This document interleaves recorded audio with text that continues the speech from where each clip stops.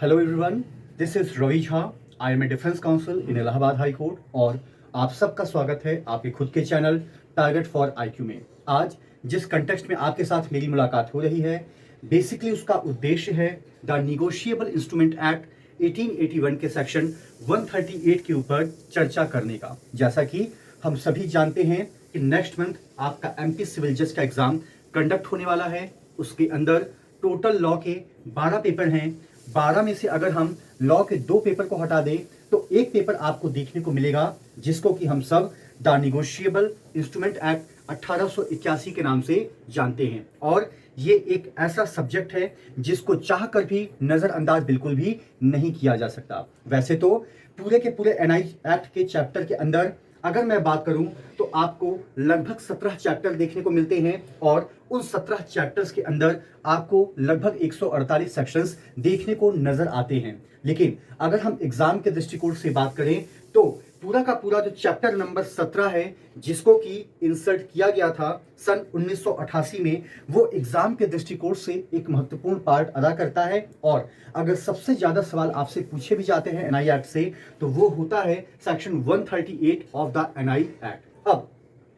जब कभी भी हमारे सामने एनआई एक्ट का जिक्र होता है या सेक्शन 138 का जिक्र होता है तो कहीं ना कहीं हमारे माइंड में एक प्रिजम्पशन रेज होता है या एक प्रिजम्पशन पैदा होता है कि जरूर एक व्यक्ति का चेक बाउंस किया होगा, यानी कि वो चेक आपका डिसऑनर्ड हुआ होगा by the side of the bank. तो आइए इस परिचर्चा के अंदर समझते हैं कि आखिर सेक्शन 138 पूरा का पूरा कहता क्या है। सबसे पहले तो एग्जाम के दृष्टिकोण से आपको यह समझना होगा कि सन 1988 में चैप्टर नंबर 17 को आपके एनआई एक्ट के अंदर इंसर्ट किया गया है, जिसके अंदर 138 से लेकर 148 तक के आपके क्या हैं, प्रावधान हैं। अगर हम पर्टिकुलरली सेक्शन 138 की बात करते हैं तो यह बात करता है आपका डिसऑनर ऑफ द चेक, यानी कि चेक के रद्दीकरण के आधार पे। अब सवाल यह होता है कि चेक का डिसऑनर किस किस तरीके से किया जा सकता है या वो कौन कौन से तरीके हैं जिनके आधार पे हम ये कह सकते हैं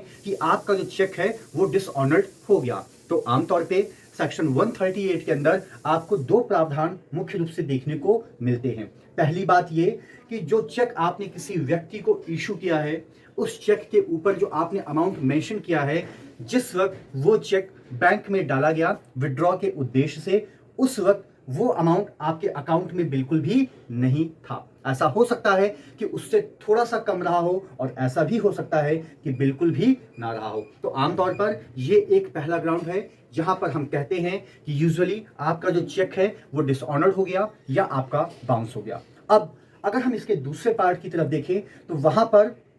बहुत सारे बैंकर्स ऐसे होते हैं या बहुत सारे जो आपके ड्रॉर होते हैं या आपके जो बैंक्स होते हैं, उनके बीच एक एग्रीमेंट होता है जहां पर यह कहा जाता है कि देखिए ये आपके अकाउंट की लिमिट है, इससे ज़्यादा आप विड्रॉ नहीं कर सकते हैं और ना ही इससे ज़्यादा का चेक आप किसी भी व्यक्ति को इशू करते हैं। तो आमतौर पे ये एक पूरा का पूरा एग्रीमेंट होता है, एक समझौता होता है 2 लोगों के बीच में, जिनमें एक होता है आपका ड्रॉर और एक होता है आपका बैंक। तो अगर आप उस एग्रीमेंट का वायलेशन कर रहे हैं और एग्रीमेंट के अंदर जो तयशुदा रकम है, अगर उससे ज्यादा का चेक आप इशू कर रहे हैं तो उस आधार पे भी आपके चेक को डिसऑनर किया जा सकता है, या हम कह सकते हैं कि आपका जो चेक है वो आपका बाउंस हो गया। तो आमतौर पे ये वो 2 चीजें हैं जिसको सेक्शन 138 के अंदर हमें डिटेल में समझने की जरूरत है। तो सबसे पहले यहां पर एक व्यक्ति होता है जिसको कि हम बोलते हैं ड्रॉर, ठीक है, और वो व्यक्ति क्या करता है, एक चेक को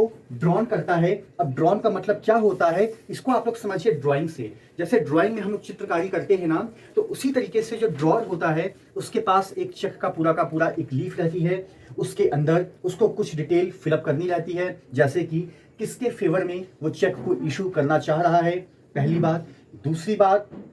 कितने अमाउंट का चेक वो इशू करना चाह रहा है, उसके रिगार्डिंग उसको 2 बार उसको लिखना पड़ेगा। एक बार तो लिखना पड़ेगा वर्ड्स में और दूसरी तरफ उसको लिखना पड़ेगा न्यूमेरिक वैल्यू में, और उसके साथ ही साथ उसको एक डेट भी मेंशन करनी होती है कि यूजुअली वो कौन सी तारीख है जिस तारीख के बाद इस चेक को बैंक में लगाया जा सकता है ताकि पैसे को विड्रॉ कराया जा सके। और आमतौर पर जब ये सारी की सारी फॉर्मेलिटीज कंप्लीट हो जाती है तो उसके बाद वो अपनी सिग्नेचर करता है। तो जाहिर सी बात है जो ड्रॉर होगा वो क्या करेगा, वो एक व्यक्ति के फेवर में एक चेक को ड्रॉन करेगा। और जाहिर सी बात है जब वो चेक को ड्रॉन करेगा तो उसका इंटेंट क्या है कि एक पैसे को देना किसी दूसरे व्यक्ति को। अब दूसरे व्यक्ति को पैसे वो दो ही तरीके या दो ही रूप में दे सकता है, या तो वो डेब्ट के रूप में और या तो वो अपनी किसी अदर लायबिलिटी को डिस्चार्ज करना चाह रहा हो। सपोज करिए मैं आपके पास आया कि मुझे आपकी दुकान से ये सामान चाहिए, आपने वो मुझे सामान हैंड ओवर कर दिया। अब आपने कहा कि भाई मुझे पैसे दो, मैंने कहा कि मेरे पास पैसे नहीं है, मैं एक काम करता हूं, मैं आपको एक चेक काट के दे देता हूं उस अमाउंट का जितने अमाउंट का मैंने आपकी दुकान से सामान लिया है। तो ये क्या है, ये एक प्रकार का आपका कर्जा है जो मेरे ऊपर है और उस कर्जे को मैं चुकाने की कोशिश कर रहा हूं। तो ये आ गया आपका डेब्ट के रूप में। या इसके अलावा मान लीजिए कि अगर मेरे ऊपर कोई अलग से जिम्मेदारी इंपोज की गई है या कोई लायबिलिटीज है, तो उस लायबिलिटी को डिस्चार्ज करने के उद्देश्य से भी मैं क्या कर सकता हूं, मैं चेक काट के किसी दूसरे व्यक्ति के फेवर में दे सकता हूं। लेकिन यहां तक कोई दिक्कत नहीं है। दिक्कत शुरू होती है उस डेट से जिस डेट को आपका जो चेक होता है वो बैंक में लगाया जाता है और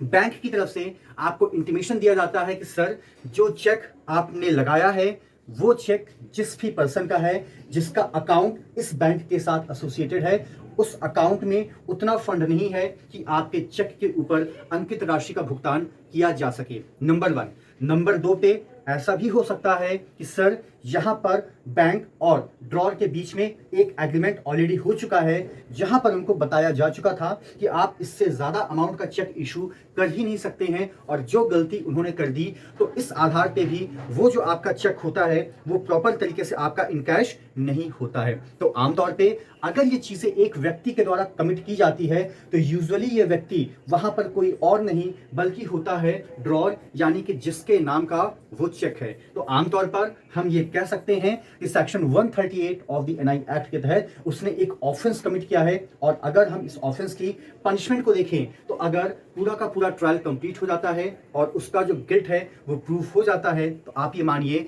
कि उस व्यक्ति को एनआई एक्ट के तहत जो मैक्सिमम सजा दी जाती है वो दी जाती है 2 साल तक की सजा, या उसके ऊपर फाइन को भी इंपोज किया जा सकता है, या उसके ऊपर सजा और फाइन दोनों को इंपोज किया जा सकता है। अब यहाँ पर सवाल ये होता है कि क्या फाइन कितना इंपोज किया जा सकता है, क्या वो कहीं पर प्रेस्क्राइब्ड है? तो देखिए ऐसी कोई भी चीज यहाँ पर प्रेस्क्राइब्ड तो नहीं है, लेकिन हाँ ये जरूर कहा गया है कि अगर किसी व्यक्ति ने 50,000 का चेक काटा है तो उसका 2 गुना फाइन उसके ऊपर इंपोज किया जाता है, या अगर किसी व्यक्ति ने 1 लाख रुपए का चेक काटा है तो भी उसका 2 गुना फाइन इंपोज किया जा सकता है। तो to cut a long story short, जो भी अमाउंट उस ड्रॉर के द्वारा चेक के ऊपर मेंशन किया गया है उसका मल्टीप्लाइड बाय 2 कर लीजिए, वो अमाउंट होता है जो फाइन के रूप में आपके ऊपर इंपोज किया जा सकता है। तो ये तो रहा एक बेसिक ओवरव्यू कि सेक्शन 138 कहता क्या है। अब यहां पर जो अगली बात आती है वो आती ये है कि सेक्शन 138 के अंदर आमतौर पर जो प्रोसीजर होता है वो क्या होता है, और ये आपका इन्फोर्स क्या कब होगा और ये पावर में कब आएगा। तो सबसे पहली बात आपको समझनी होगी कि जब कभी भी किसी भी चेक को इशू किया जाता है तो उसके ऊपर एक डेट का जिक्र होता है। जैसे कि मान लीजिए आज है 4 अप्रैल सन 2022, ठीक है। आज मैं आपके पास आया, आपने मुझे एक चेक काट कर दिया। अब मेरे पास ये देखने की जरूरत है कि उस चेक के ऊपर डेट क्या है। सपोज करिए चेक पे जो डेट है वो है आपकी 4/4/2022, ठीक है। तो मेरे पास जो विकल्प है वो ये है कि या तो मैं इस चेक को 4 अप्रैल सन 2022 को बैंक के अंदर लगाऊं, या मैं 4 अप्रैल 2022 के बाद भी इस चेक को बैंक के अंदर लगा सकता हूं, लेकिन कितने दिनों के अंदर अंदर। तो रूल ये कहता है कि with in the period of